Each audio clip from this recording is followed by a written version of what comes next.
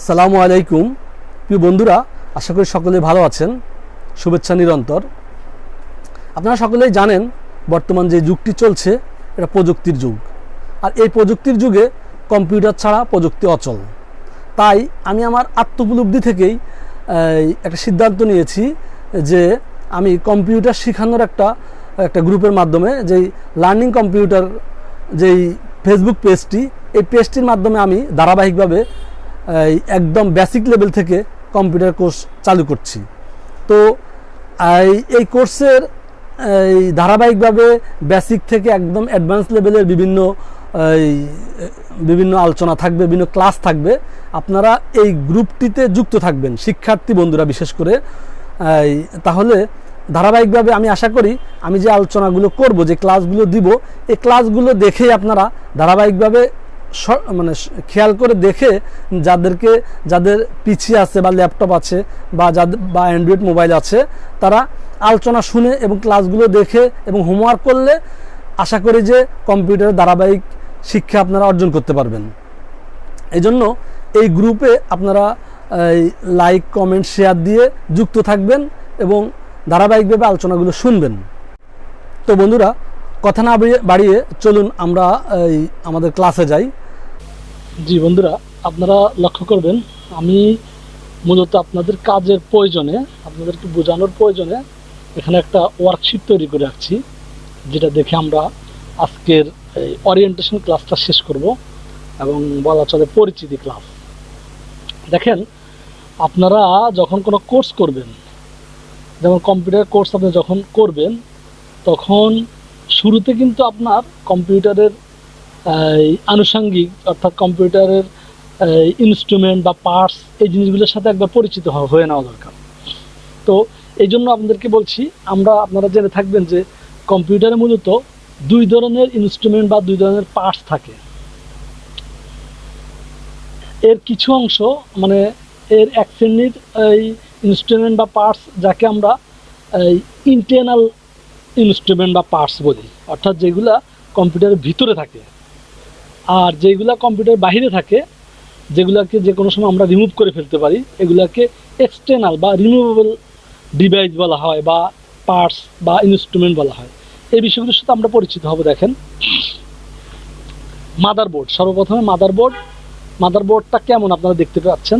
এটা হয়তো অনেকে মনে করতেছেন, যারা কম্পিউটার সম্পর্কে কম বেশি মোটামুটি জানেন, তারা মনে করতেন যে অপেক্ষাকৃত কম প্রয়োজনীয়। না, যারা জানে না, যারা চিনে না, যারা এখনও কম্পিউটার দেখে নাই, এটা খুব বেসিক লেভেলের কোর্স। প্রত্যেকের কথা বিবেচনা করেই কিন্তু আমি এই আলোচনাটা সাজিয়েছি। অতএব আপনারা যারা জানেন বা বুঝেন তারা তো জানেনই, আর যারা জানেন না তারা লক্ষ্য করবেন। মাদারবোর্ড অর্থাৎ যে কোনো কম্পিউটারে, যে কোনো ইলেকট্রনিক্স ডিভাইস, কম্পিউটার, মোবাইল, যে কোনো ইলেকট্রনিক ডিভাইসে একটা বোর্ড থাকে, মেইন বোর্ড বা মাদারবোর্ড যাকে বলে। এটা হলো সে মাদারবোর্ড, কম্পিউটারের মাদারবোর্ড। তারপরে দেখেন র্যামটা কম্পিউটারের গতি, অর্থাৎ কম্পিউটার কত দ্রুত কাজ করবে, কত স্লো কাজ করবে, র্যাম এই বিষয় নিয়ে কাজ করে। হ্যাঁ, আচ্ছা। তারপরে পাওয়ার সাপ্লাইও কিন্তু প্রায় প্রত্যেকটা ইলেকট্রনিক ডিভাইসেই থাকে। হ্যাঁ, পাওয়ার সাপ্লাই অর্থাৎ যে দিক দিয়ে বৈদ্যুতিক লাইনটা একটা ডিভাইসে ঢুকে।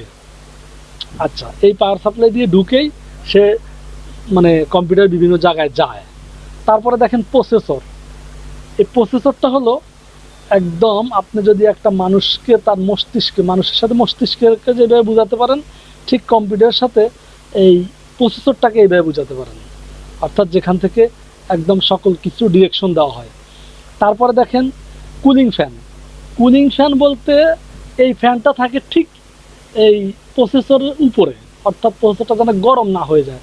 লক্ষ্য করবেন, যদি কখনো কোনো কম্পিউটারের এই প্রসেসরের ফ্যানটা নষ্ট থাকে, তাহলে এটা কিছুক্ষণ পর দিনে 2-4 বার রিস্টার্ট নেবে, অর্থাৎ গরম হয়ে যাবে।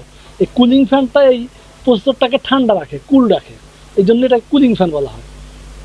আচ্ছা, তারপরে হলো এসএসডি হলো যে কোনো কম্পিউটারে আমরা একটা কাজ করে সেই কাজটা কি করি, সেভ করি, সংরক্ষণ করি, সেটা কম্পিউটার থাকে। কোথায় থাকে?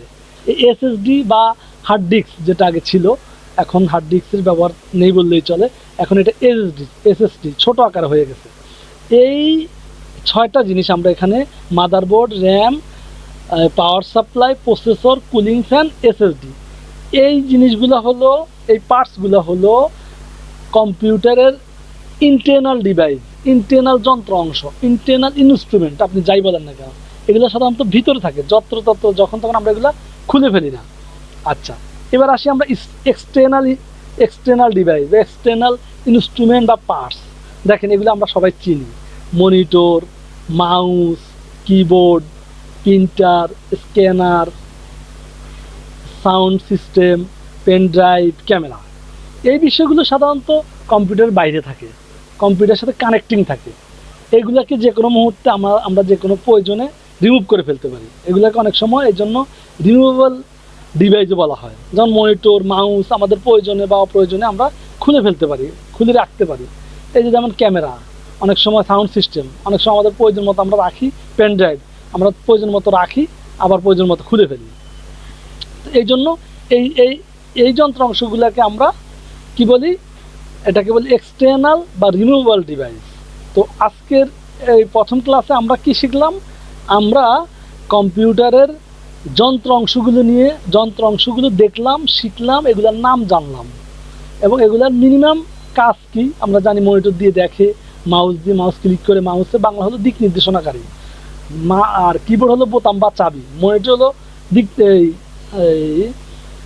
সাদৃশ্য বা দেখা, প্রিন্টার তো আপনারা জানেন, স্ক্যানার যেটা স্ক্যান করা হয়, সাউন্ড সিস্টেম যেটা আমরা শুনি, আর পেন ড্রাইভ ডাটা ট্রান্সফার করা হয়, ক্যামেরা যখন অনেক সময় আমরা বিভিন্ন ডাটার ছবি তুলে এটা নেই। এজন্য আমরা কি শিখলাম, এই এক্সটার্নাল এবং ইন্টারনাল যে ডিভাইসগুলো, যে যন্ত্রাংশগুলো কম্পিউটারে থেকে থাকে, এই যন্ত্রাংশগুলোর সাথে আমরা এই ওরিয়েন্টেশন ক্লাসে পরিচয় হয়ে নিলাম। আগামী ক্লাসে আমরা এই বিষয়গুলোর কার্যকারিতা না, এগুলোর কার্যকারিতা না, আমরা আসলে জাস্ট এগুলো পরিচয়ের মানে চিনার প্রয়োজনে চিনে রাখলাম। কালকে আমরা মাইক্রোসফট উইন্ডোজ 1-এর, মাইক্রোসফট ওয়ার্ডের প্রথম ক্লাস শুরু করব ইনশাআল্লাহ। আগামীতে যে ভিডিওটা আমরা দিব, ওই ভিডিওটা আমরা মাইক্রোসফট অফিসের MS ওয়ার্ড যাকে বলে একদম প্রথম ক্লাস দিয়ে শুরু করব। প্রথমে আমরা কম্পিউটার যন্ত্রাংশের সাথে পরিচয়ে আজকে ক্লাস এখানেই শেষ করছি।